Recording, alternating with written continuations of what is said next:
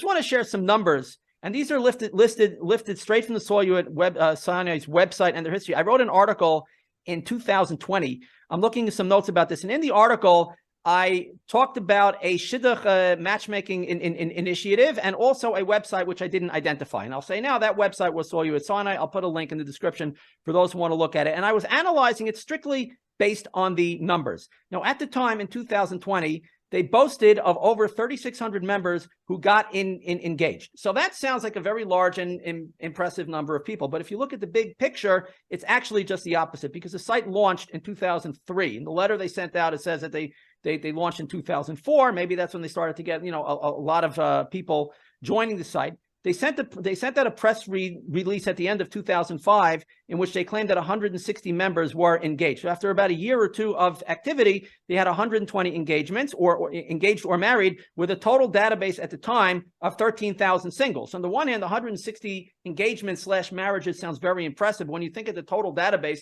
of 13,000 singles, it's barely 1%.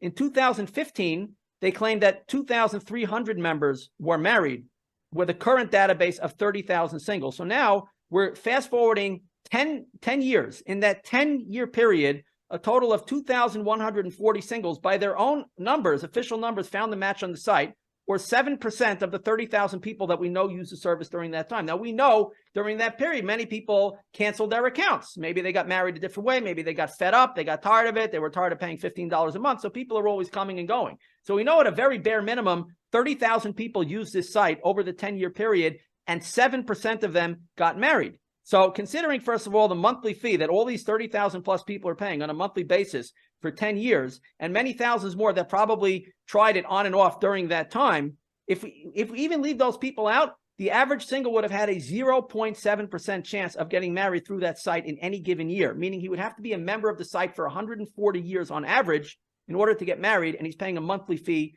for the privilege. Now we're going to the updated numbers that they have on the site now. They currently boast 4,430 engagements, and again, over 30,000 members, which is interesting. Either they didn't update it, or it's kind of like a steady number of people coming and going.